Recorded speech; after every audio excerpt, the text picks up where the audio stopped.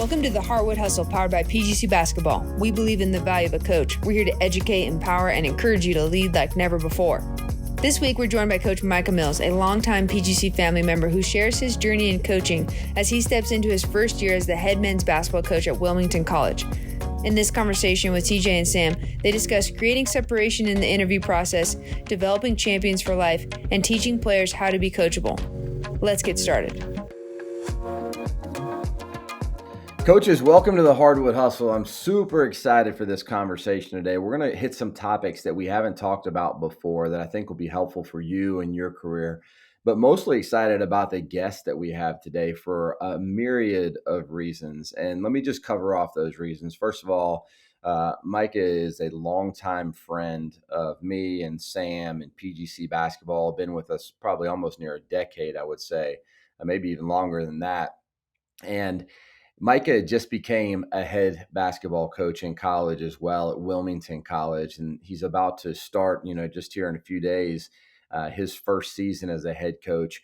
And perhaps the most exciting thing I have to share is Micah's coming on to our team at PGC Coaching. For those of you that are members of PGC Coaching, this is maybe your first experience with Micah, but not your last by any means. He's going to be on live learnings and creating content and mentoring and pouring into coaches. And one of the things I think is so cool about that is they're going to be able to journey with you, Micah, throughout your first year as a head coach. And I know there's so many questions and so many learnings, and you bring so many just valuable things to the table from your experience with PGC, from your growth as an assistant coach to the point you're at now. And we have coaches in the membership that are just all different levels, going through all different things. And one of the reasons we wanted to grow our team is because we needed a group of coaches that could serve coaches in different areas. And you're going to be uniquely suited to be able to do that. So first of all, Micah, before you tell our audience a little bit about you and your background, before we dive into the topics,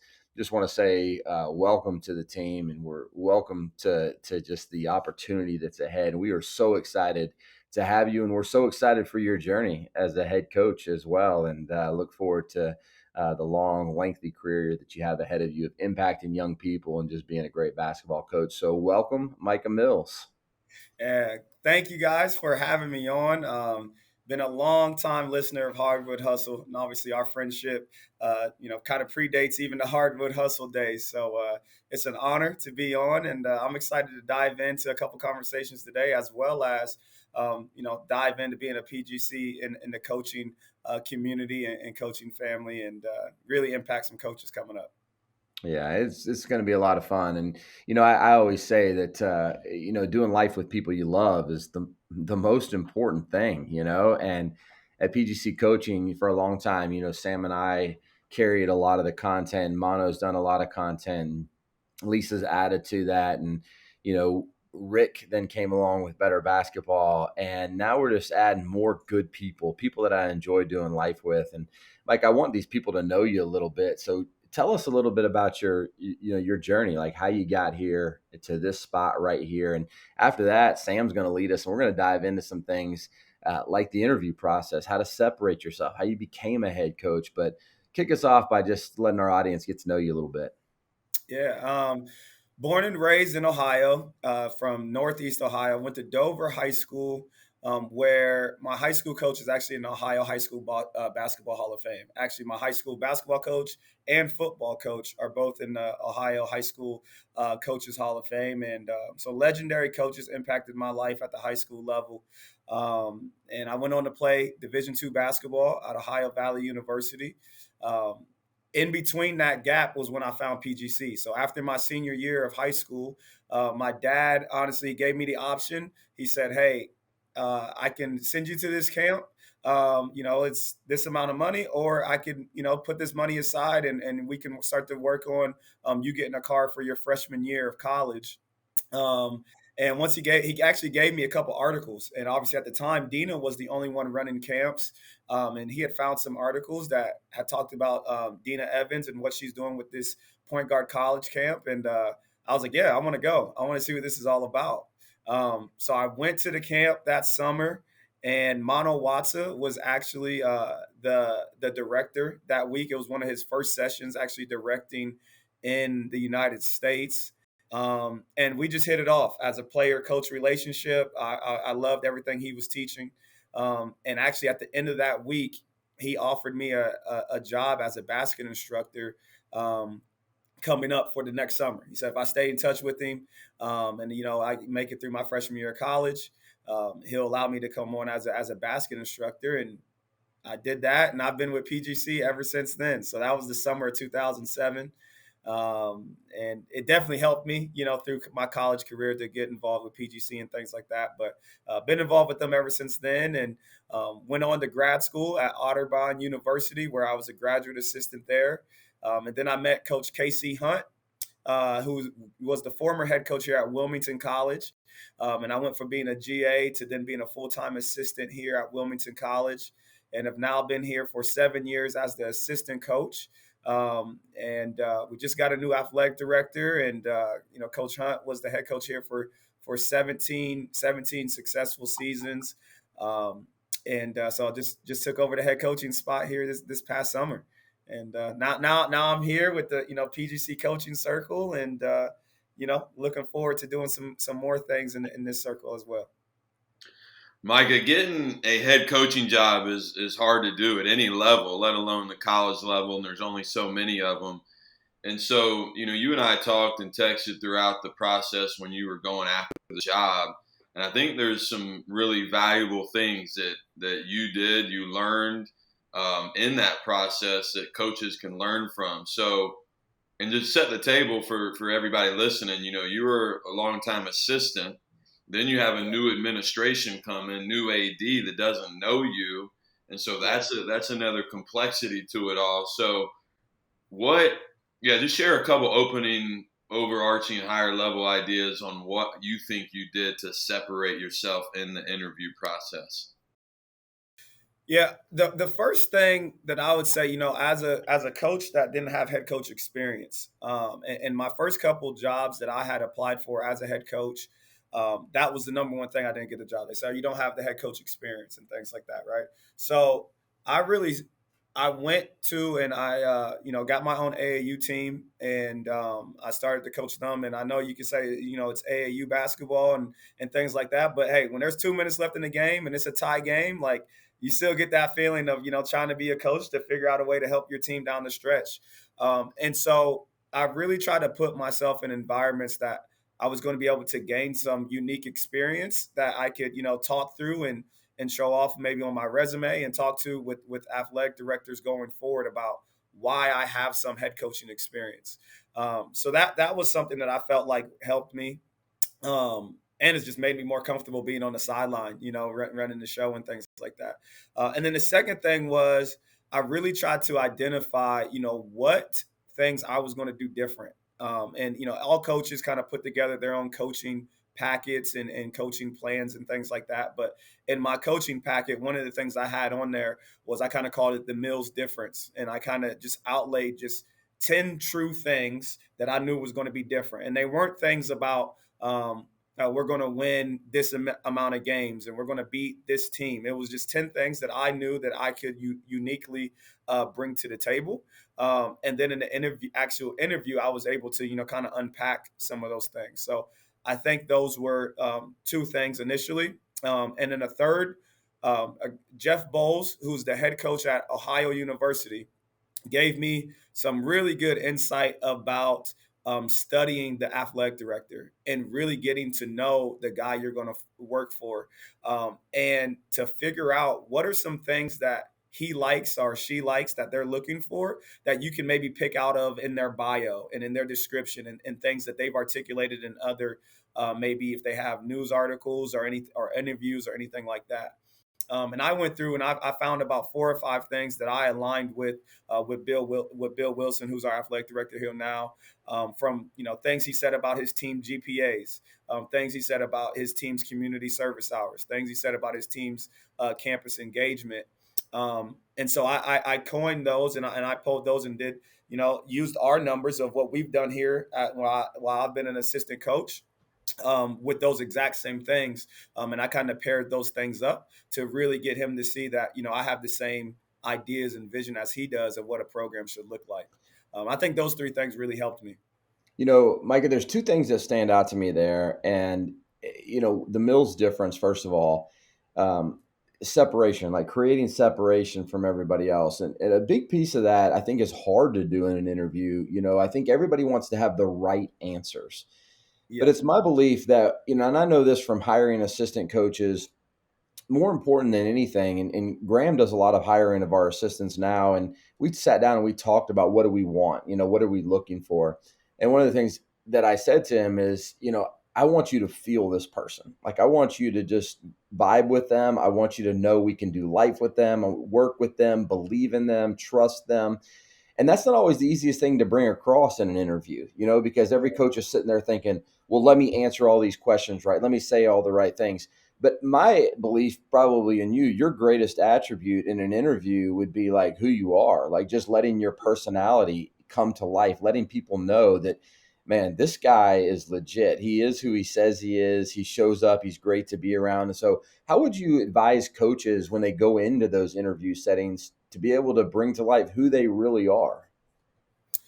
Yeah, the first piece it's easy to say, hard to do, right? Is to relax, relax, and being part of our campus here, I've been able to be on several interview committees now and search committees and things like that. And what I mean by relax is like, for me, I was talking to myself about, man, I'm about to talk about basketball and I'm about to talk about my program all day long. Like, I can do that with anybody, and once I just made it that simple to myself and made it that just, I guess, reminded myself of that. I know that put me a little bit more at ease versus being like, oh my gosh, like I'm trying to get this job. And I felt that in other interviews where I really went in and was trying to say the right answer and was trying to make sure I had so much prep work in advance, and everything was going to go perfect. Versus this time, I really felt like I came into the moment of just being like, man, I'm about to talk about basketball. I'm about to talk about, my program. I'm about to talk about how I'm going to love my players, love my guys. Like, I can do that with anybody. And I really felt like I made it, the whole interview process, I made it into just a conversation. So that would I would say that of just kind of just relaxing a little bit and not putting so much of that pressure on, like, you're going to talk about something you don't know about. I mean, most coaches, as we're going after these head coaching jobs, it's something that we've been thinking about, we've been dreaming about, we've been working on, for a really long time. And so that really helped me, I think, going into this one. And Mike, I think the relaxed feeling that you had, and you can correct me if I'm wrong, but I think that comes from your level of preparation, your level of confidence. Because when you're confident in who you are and what you're about and how you're going to lead and how you're going to run things, that allows you to relax. But that takes years. I mean, you've truly put in the work, years of time, like going out and saying, okay, I'm going to go coach an AAU team when a lot of other coaches might be relaxing or taking some time off, like that years of work and relationships and confidence. So would you agree that the relaxed piece is another way? I'm saying, my words are, you're confident, so you can relax.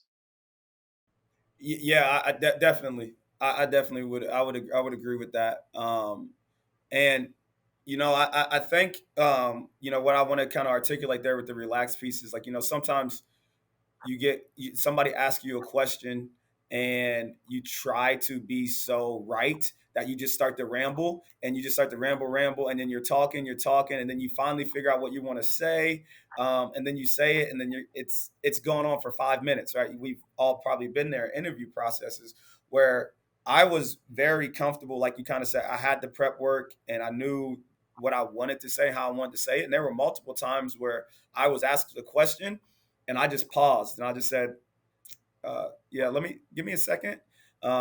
And then I came up with that answer, and I came up with what I wanted to say.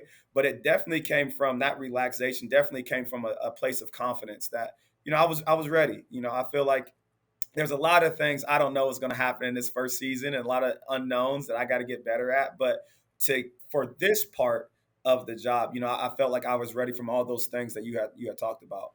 But Sam, before you go on to your next question, I know we're going to change topics here.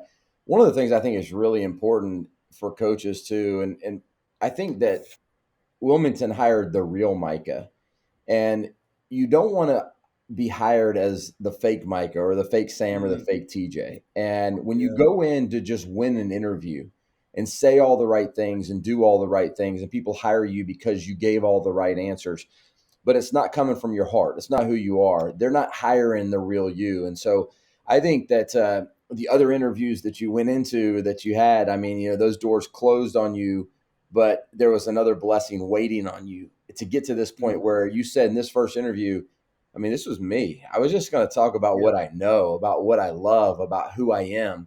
And I think that's really good when you can get a job when they're hiring who you really are, because you really brought to the table who you really are. And I think many times coaches make the mistake of just win the job and I'll figure it out later. But if you win it and it's not who you are, and it's not, the things that you say aren't necessarily lining up with what you're going to do, then that creates problems. And I don't think people want those kind of jobs. So I would encourage coaches, when you go into that interview, be who you are. And that's how you showed up for this interview with Wilmington. And coaching interviews, in my opinion, are a lot like political debates. What happens on a presidential the mediator, moderator asks a question. That presidential candidate doesn't answer that question. They got their talking points and they're going to hit their talking points. And it's like, to your point, Mike, it's like, no, okay, give me a second. Let me think about that. I mean, if I'm interviewing you and I'm an AD and I say, oh, this guy or this girl isn't giving me the fake answer. They really want to answer my question. I think that what you shared is gold right there. Like, so coaches that are listening, when you get asked a question, it's okay to say, hey, that's a good question. Let me think on that. You don't have to look down at your notes and then reel off your talking points. So great stuff, Micah. So you're now the head coach. Let's talk about these first couple months. You take on the job. You know a lot of stuff that needs to get done, and then I'm sure you learn some stuff like, I wasn't expecting that one. So talk to us about first couple months. Right. The first couple months, obviously, we hired my staff. Blessed to have two great guys coming on staff with me. My one guy, he's been with me. He was our second assistant here, and he's just grown in his role. Our relationship has grown. So he's coming on full time, Alex Trevino. And then Colin Eccleberry, who actually played for me when I was a graduate assistant at Otterbein University. And then he actually, he was a head JV coach at Hilliard-Davidson in Columbus, assistant varsity coach. And then he's been coaching with my AAU team the last 2 years as well. So to bring on the staff was really important. And then the second piece was to, and we talked about this as a staff, but was for myself and my staff, is to really try to grow our relationship with our players. I'm fortunate. I've recruited these guys here, and that's not always the case when you take over a job. So I have a baseline relationship with them, but we wanted to go deeper than that. We really feel like we can have the best relationships, coach to player relationships in the country. That's something that we can control. We can't control getting the roster full of 5 stars or anything like that, but we can control our relationships with our players. So we've done we've been very intentional about doing that. So we have a master tracker of just how many times we've talked with each player and how often we've either called them or FaceTime them versus just texting them. And so that's really what this summer month has been, because my guys are home right now this summer. So I've really been, trying to build those relationships with them. That we can start. You just got to start there. For me, not every coach feels that way, but for me, I have to be able to start there with the relationship piece. So that's kind of been the overarching theme of our summer so far. And then we really trying to make an impact in our community. I think one thing about building a program, especially at the small college level, is you got to be invested in the community. And the community, if you do that, the community will invest in you. So I've been able to grab some luncheons and have some conversations with our Rotary Club, our Kiwanis Club here in town, our local media in town. Not like an interview with the media, of just going out and grabbing lunch with them and having some conversations about Wilmington College and the basketball program, and really trying to figure out how we can get stakeholders in the community to support our program coming up. I was going to ask you some some trick questions where I was going to say, Michael, what are the things you can't get wrong? And then if you got it wrong, I was going to tell you got it wrong, because I probably got it wrong when I became a young head coach. And there's so many things I look back on that I probably would have done different. And your answer is gold, man, because I know when I first became a head coach, I was just really scared to mess up the basketball stuff. And so a lot of my attention went there, like I wanted to run, 10 different offenses. And every time it didn't work on day one, I wanted to change it. Like, I just didn't want to miss the basketball stuff because I was hired as a basketball coach. And, it's one of my big mistakes, I think, as a coach, as an early young coach, is my attention going there. And you're much wiser than I am because you flipped it. The one thing you can't get wrong is the relationships. You got to go to battle, and you got to go to work with people that you believe in and believe in you. And so, as coaches are listening to this and you take over a new job, I think what Micah said here is just super important, super valuable. It's like, it's first got to be about the people. I mean, they're your greatest asset. Your team, your players, your staff, they are your greatest asset. And the minute you put 90% of your attention to the basketball and 10% to your greatest asset, you're misaligned. And so I think that's a really important point for coaches to hear. And Michael, what's a step two after you've kind of aligned with the people, you're building the community, because that's different. As a head coach, you're pouring into the community and doing all that stuff. Whereas an assistant, many times you get to focus on the players behind the scenes and all the different things. Now you've got to kind of bide your time and put some into the community, some into other responsibilities, some into your players, some into coaching. What do you think about as another important step when you become a head coach? Yeah, the next piece for me has been, I said that next piece would be the basketball piece then, right? Of just starting to figure out, number one, at the college level, is what do our recruits look like? And like we kind of developed like a six piece type of thing of like, I would say kind of like a ranking system or a gauge of like, hey, if this kid meets these six things, like we have to go all in and get this kid. So really trying to figure out what we want the players in our locker room to look like going forward, was the next piece, for us at the recruiting at the collegiate level, and then from there, then more into the basketball piece has been like, okay, what can we do that is going to work in our conference, and what can we do that is going to be unique in our conference? I don't necessarily want to do the opposite of what everybody else is doing if it's something that I believe in. At the same time, we have to have our own style of basketball, our own style of play. So really been trying to fine tune that with our staff through this summer.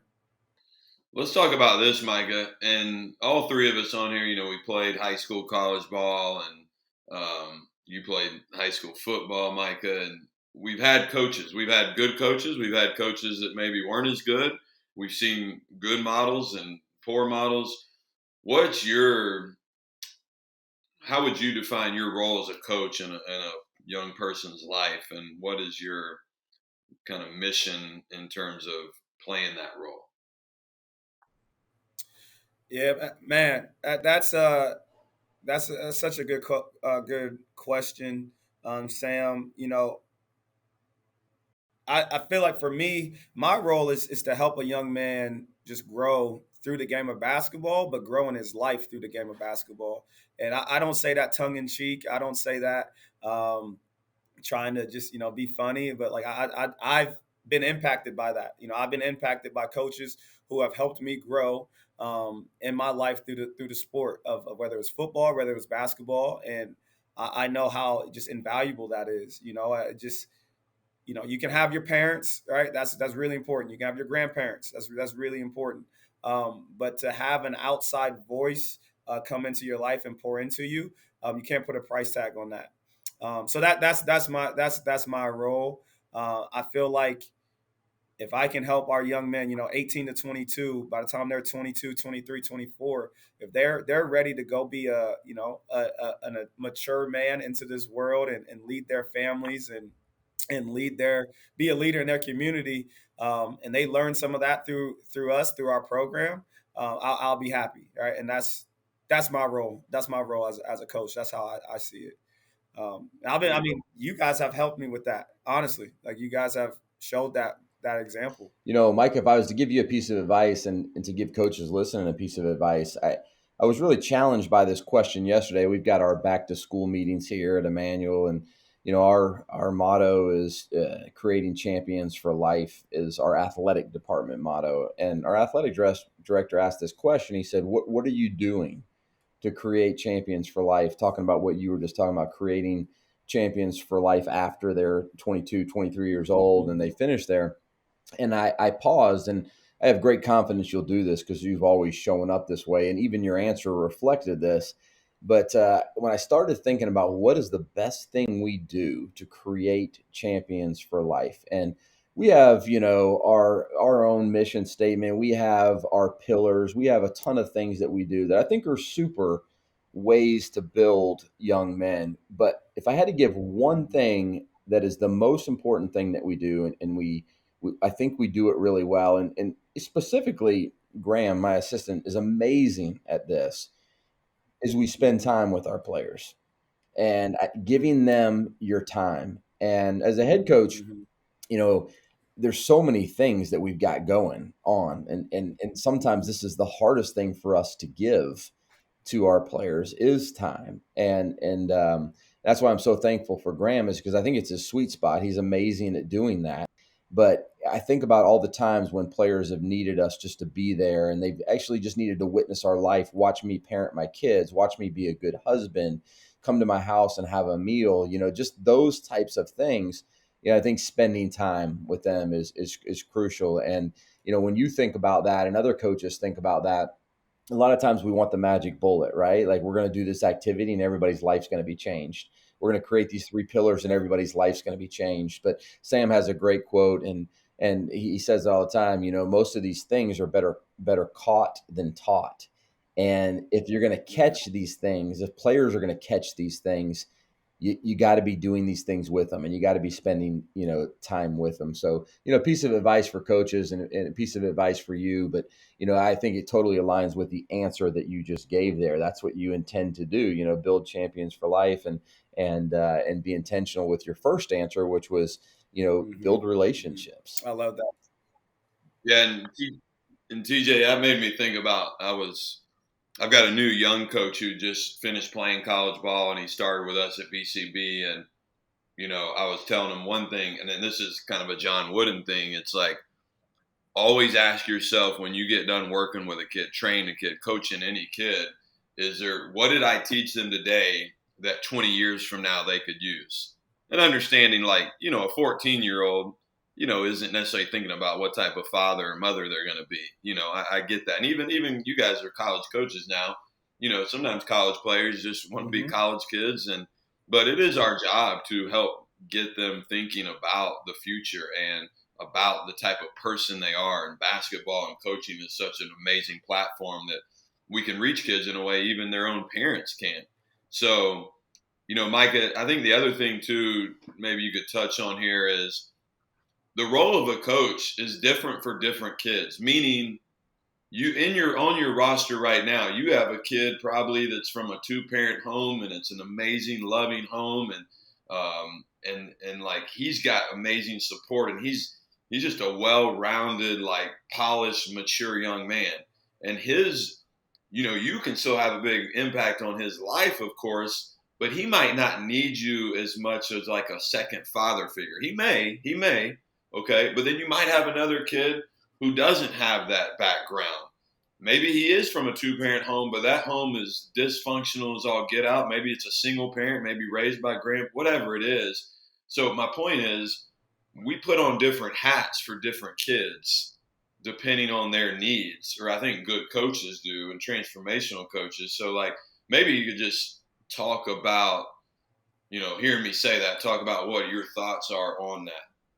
Yeah, TJ, Sam, actually, you asked it. That's so good. Is like, I have guys on my team right now that I know they need me to be a little bit more of a truth teller and more of I would say, kind of a harder coach on them, because of they've how they've been raised from a standpoint of they've always either been told yes or they've always gotten their way or things like that, right? So some of those kids is like, no, you aren't that good. You aren't as good as you think you are, and not in a negative way, but to help them understand they have an area to grow. While I have other kids on my team that I need to tell them how good they are every single day and how good you can be type of thing because of what's been poured into them as they grow up. So I think even just a little thing like that, right? Knowing which players kind of need to be pushed more about like, hey, like you got a level you got to get to. Like you're not as good as you think you are.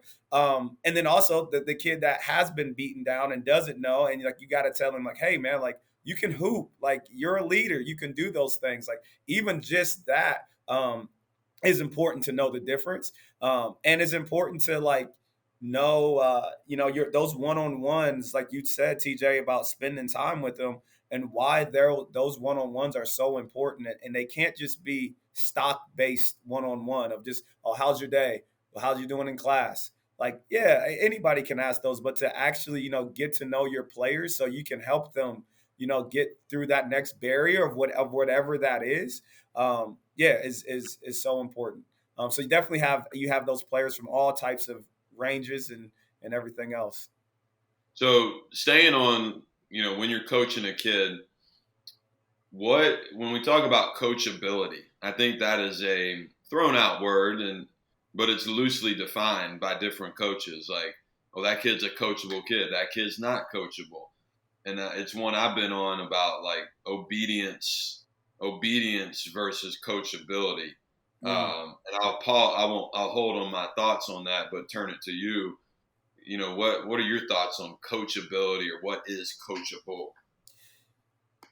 I like to think respect is always part of being coachable. I think you have to have a certain level of respect that you give your coach, whether that's eye contact and body language, and those things are very important. But to me, coachability is when a coach tells you to do something or asks you to do it, you go out and do it.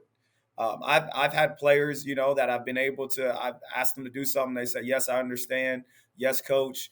Head nods, great eye contact, great body language, and then they go out on the court and they do not do it. And that's just as being uncoachable. To me, if it's something that obviously they can control, right? Something that they can do. That's just as being uncoachable as the kid that, when you talk to them, that sometimes they don't give you the best body language. Sometimes they don't give you the eye contact that you demand or you want, but they go out on the court and they do exactly whatever it is that you want them to implement. And I think sometimes we get that confused of like, yeah, I want the kid that's going to, be head nods. Yes, sir. Look me in the eye, all those things. But I want the kid that also is like, when I tell you to be in the gap, that when we go back on the court, you're in the gap. You're not hugging your guy. I think that's being uncoachable just as much as the intangible things. TJ, what do you think about that? Having, being obviously just a coach in general about that. We teach so much about body language and eye contact and things like that, but there also comes a place where like you got to do what the coach is saying you got to do. Yeah, that's a good question. I'm not going to let you off the hook by giving you the answer, though. You're going to have to figure this out on your own. Well, Micah, let me throw this back to you real quick, and I'll follow up with it. But I think all coaches want that, right? Here's where the rubber is going to meet the road for you. What are you going to do about it? So when you get into the gym and you imagine, Coach Mills on the court, and you're trying to get this out of your players, and maybe you're not getting all the responses you want, because I do think it's a default of coaches like, yeah, you should just be coachable. And then they go out there and then kids aren't, and then they get frustrated. And then the cycle starts where they complain. Well, if I just had better leaders, well, if I just had more coachable kids, I did it, and I think that's punting, like, well, I'll just punt till next year and hopefully I get those kind of kids. But the reality of it is that we're going to have these problems every year. So what do you think you're going to do?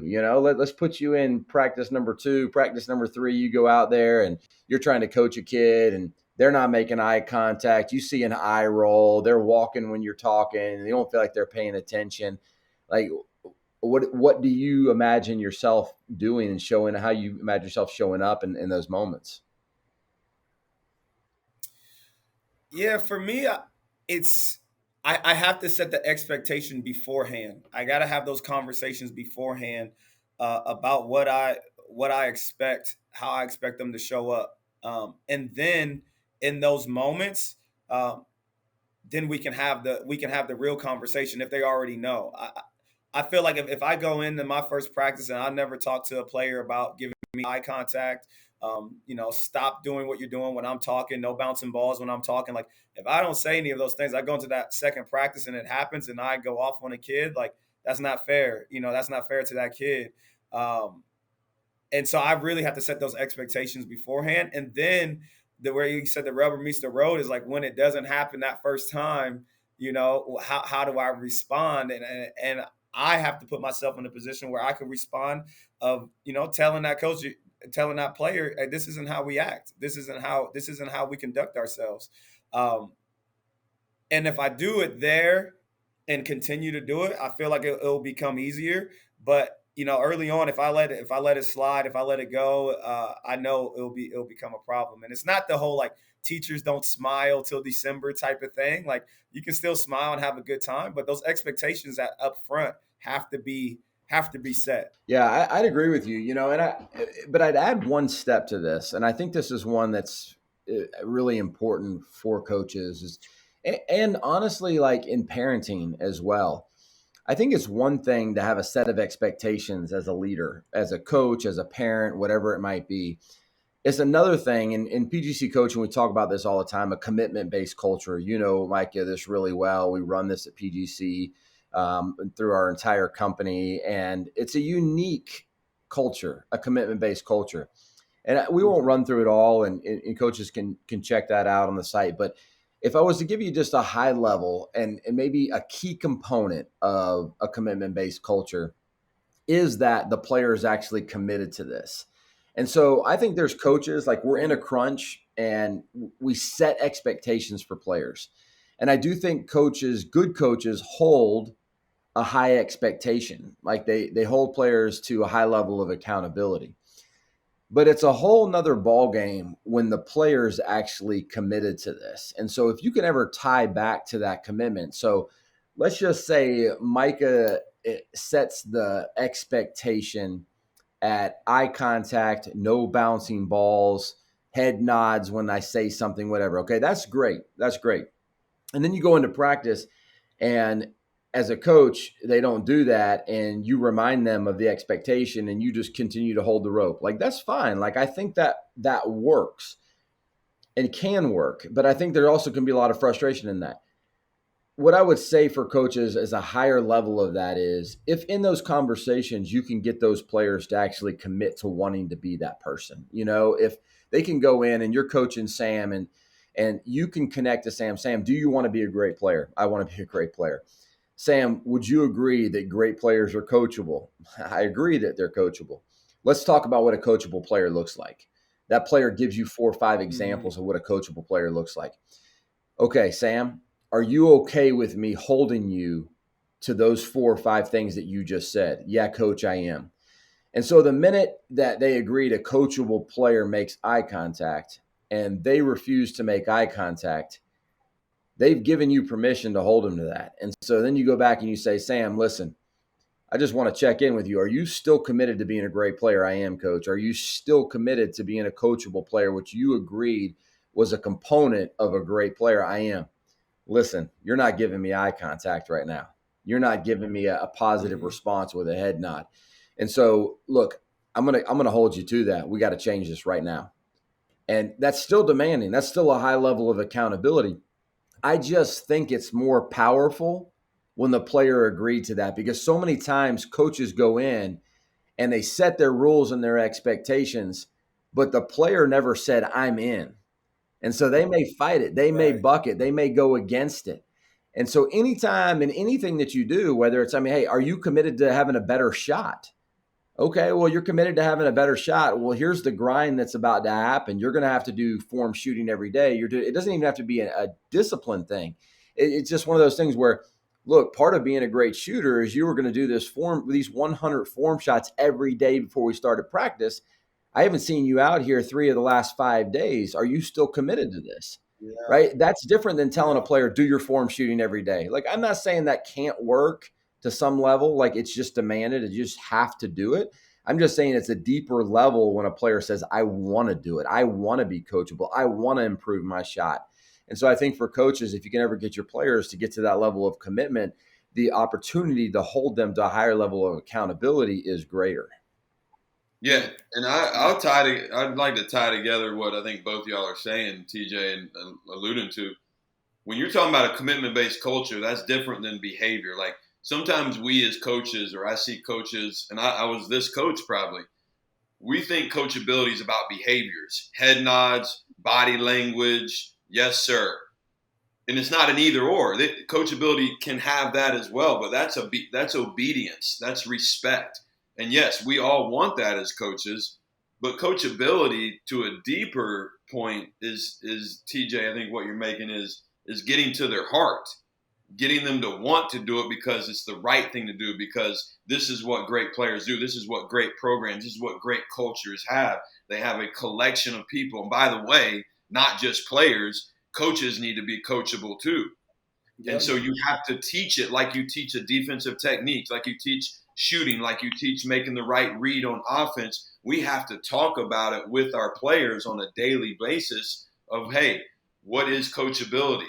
Yes, it can be head nods and body language. And yes, it can be all those things, but it's also, and talking to them really about when I go to coach you, sometimes we need to have a dialogue. I might coach you and you might say, well, no, coach, actually, I disagree. This is why I did it. That might be more of a practice setting. And I talk to my players about like, hey, if it's game time and we're in the middle of small windows, we may not be able to have that dialogue. We might sometimes, but I talk to them about that. Like, hey, if you disagree with something or if I coach you in a way that you didn't like, you need to tell me, but it might be after the game. And we'll line up on that and get aligned. But I think that's a dialogue. Our players got to hear us talk to them about it and in a conversational way, so that they again, it goes back to a heart thing. You can train a dog, you can train a kid, a person to like do what you say. Like we can do that. But at the end of the day, if they don't do it when we're not around, like how much have we really led them and coached them on it? So yeah, and there's two things that I would add to that. There are moments when it's just sit your tail down and guard, sprint to the other end of the floor. Like there's moments for that.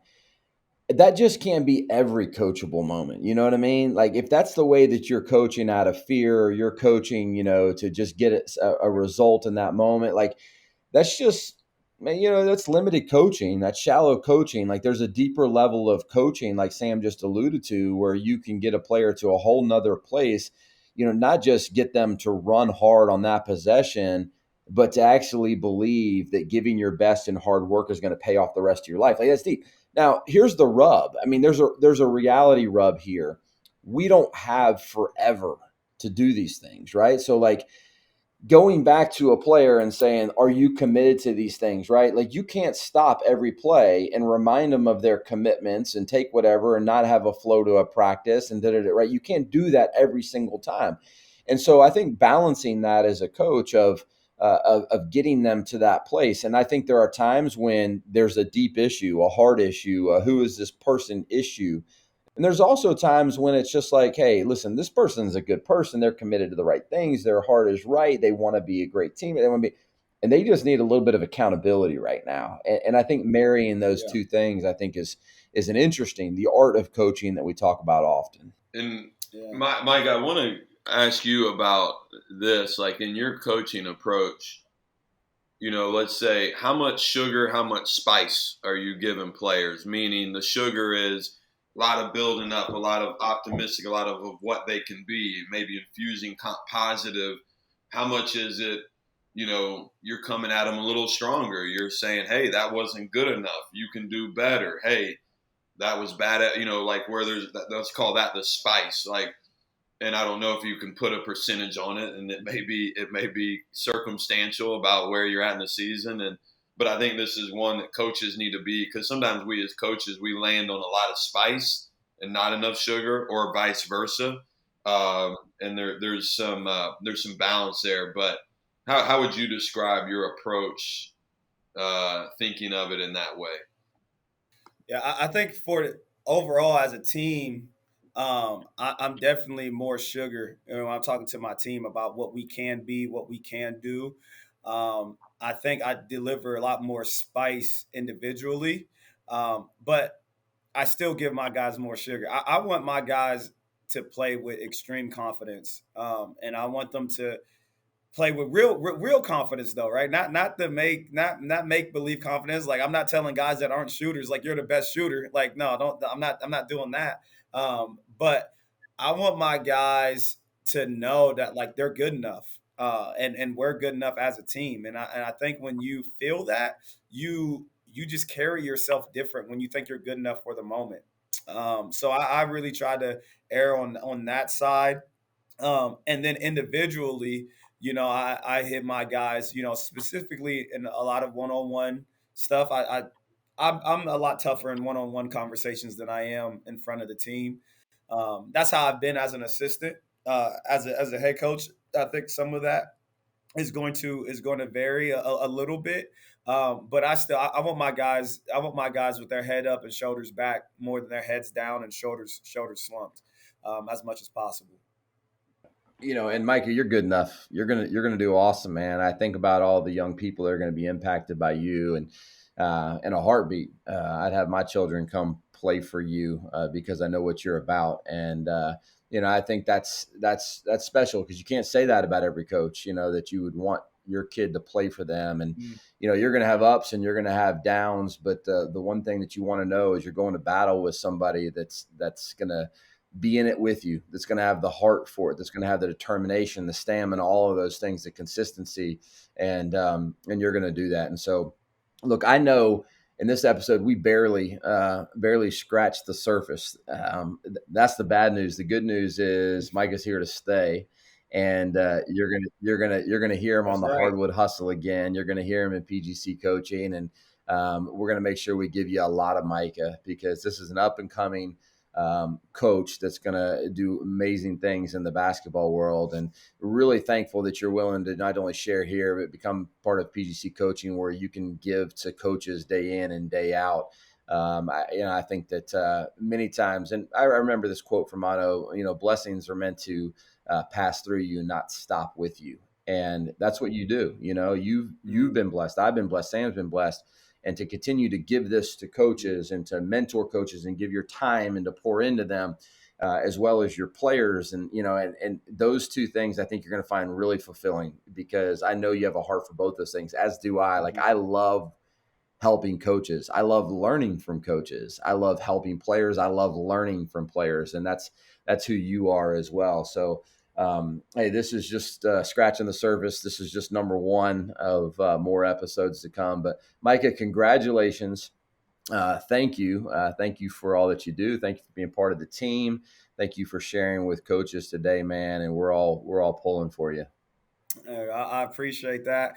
It's an honor to be on the Hardwood Hustle, man, and more importantly, man, I appreciate Sam, TJ. You guys have been mentors of mine, really good friends, distant big brothers to me for, like you said, almost a decade now, and I'm excited to continue to work with you guys on more of a strict basis, and just thank you guys for all you've done for me. Let's do this. Let's dominate. This whole big opportunity that we have ahead of us, and you go dominate this year at Wilmington, man, and have an awesome year, a year of great impact. So, coaches, thanks for joining the Hardwood Hustle. You're gonna again get more great stuff like this from Micah, but again, we really appreciate you being on. Hey, he is Sam Allen. I am TJ Rosine, and we are the Hardwood Hustle.